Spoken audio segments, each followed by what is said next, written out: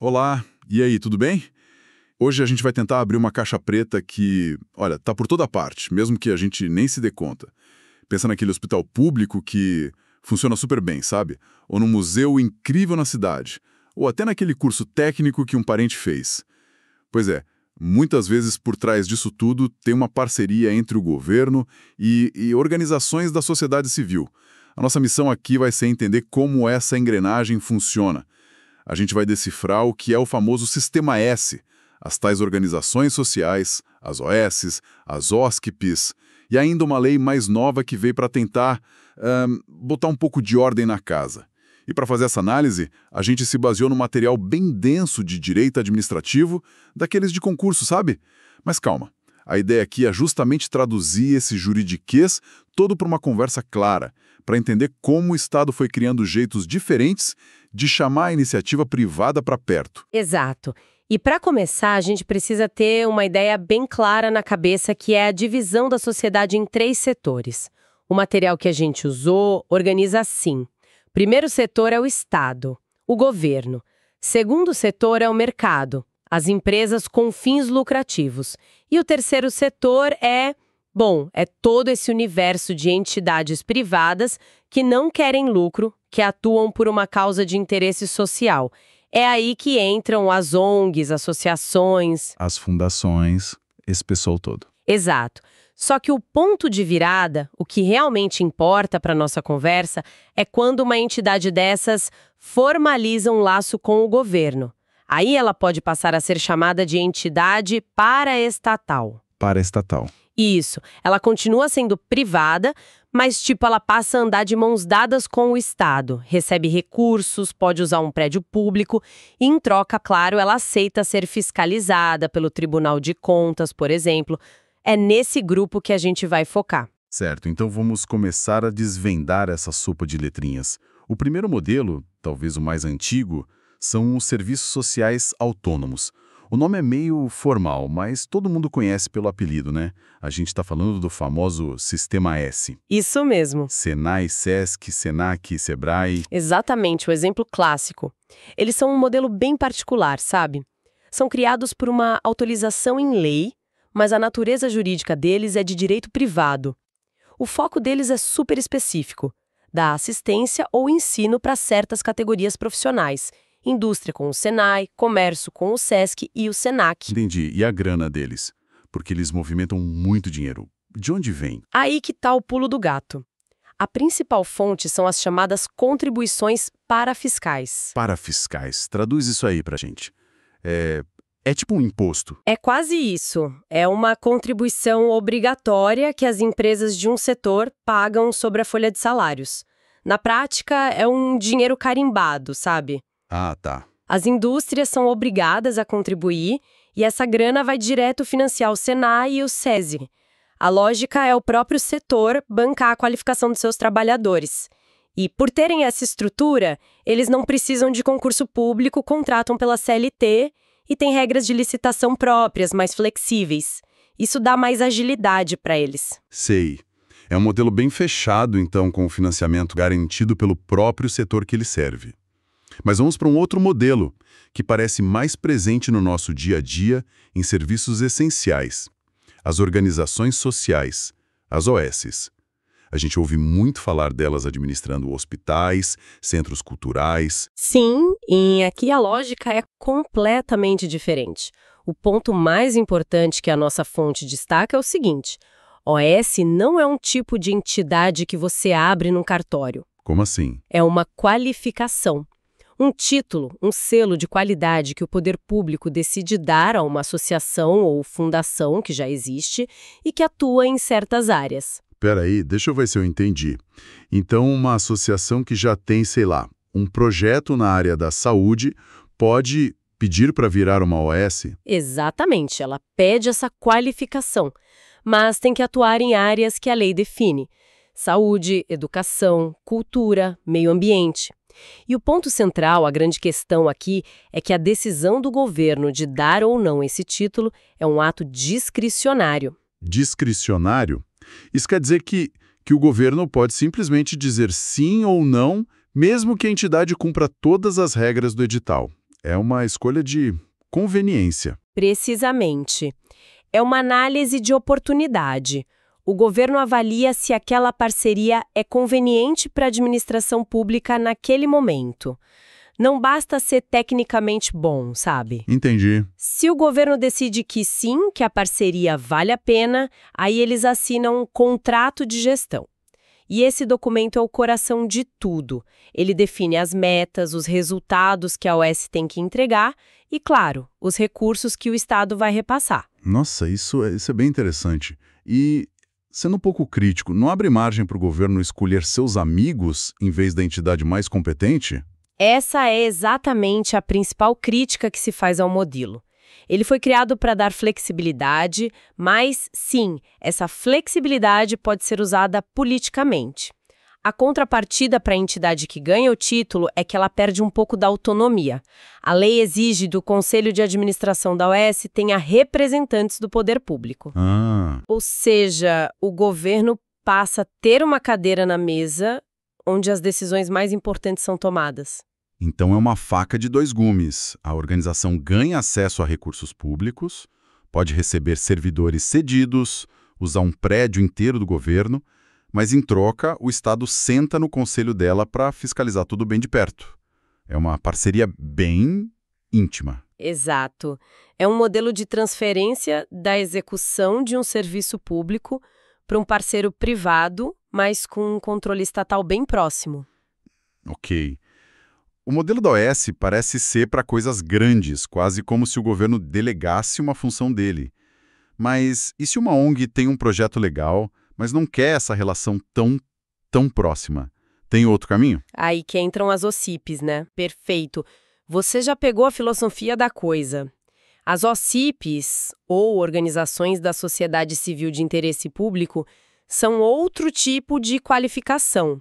O instrumento aqui não é o contrato de gestão, é um termo de parceria.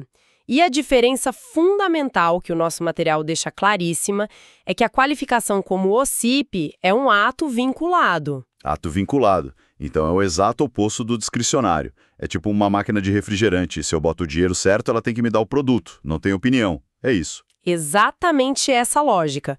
Se a organização cumpre todos os requisitos da lei, e são vários, viu? O Ministério da Justiça, na esfera federal, tem o dever de conceder o título de OCP.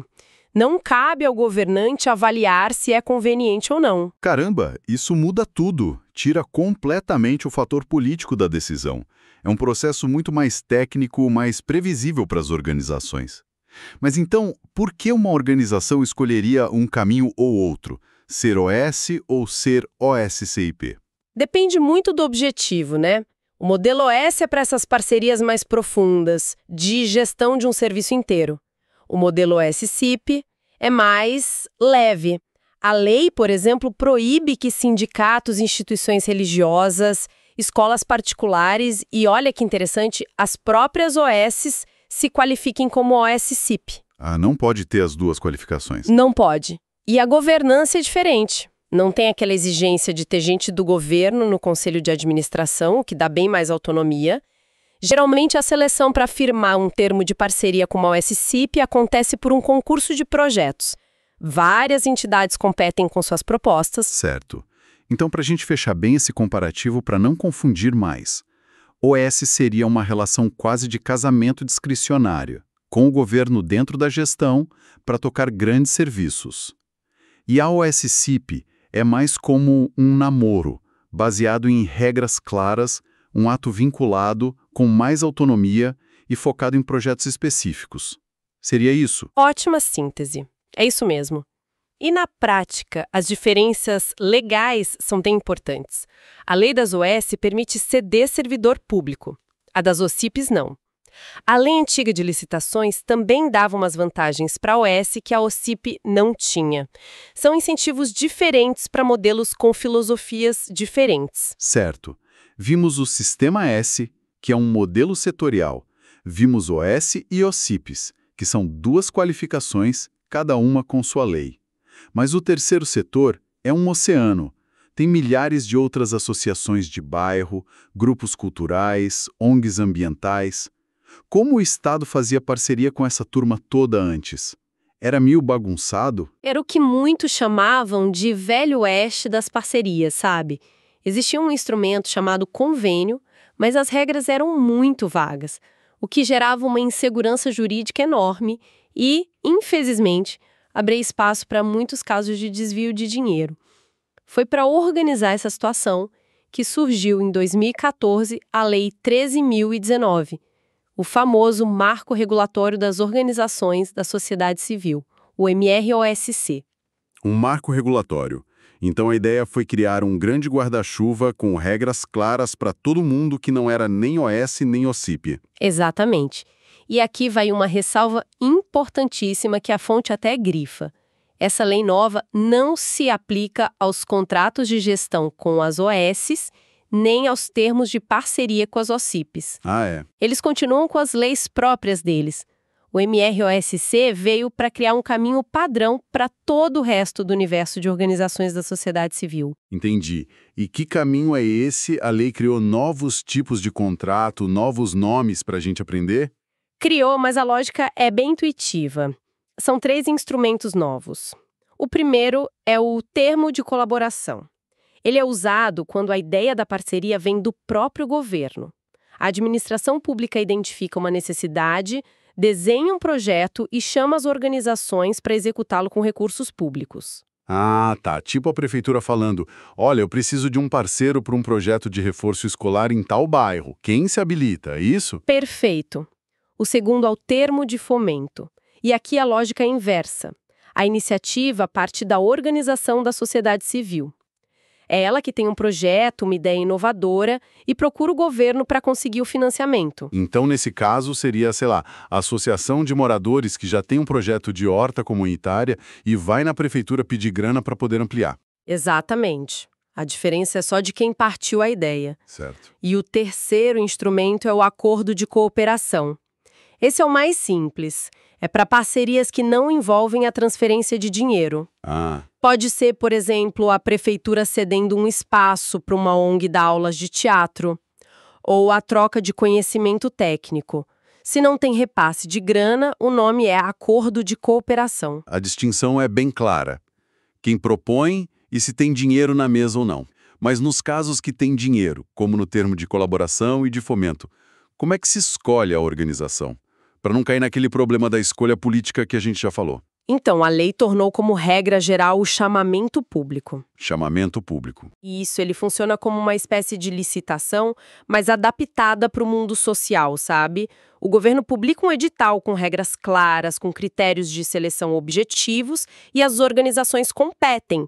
A ideia é garantir que a proposta mais vantajosa para o interesse público seja escolhida de forma transparente e impessoal. Claro que a lei prevê exceções, como em casos de emergência, mas a regra é a competição aberta. Certo. Então, vamos amarrar tudo isso. A gente fez uma viagem que começou lá no conceito de terceiro setor, passou pelos modelos mais antigos e específicos como o Sistema S e as OS, entendeu a alternativa mais técnica das OC-Chips e terminou nesse novo marco legal que tentou criar um padrão transparente para a maioria das parcerias. Fica bem claro que essa relação entre o Estado e a sociedade é um ecossistema, né? Bem complexo, cheio de caminhos diferentes. É um ecossistema, com certeza.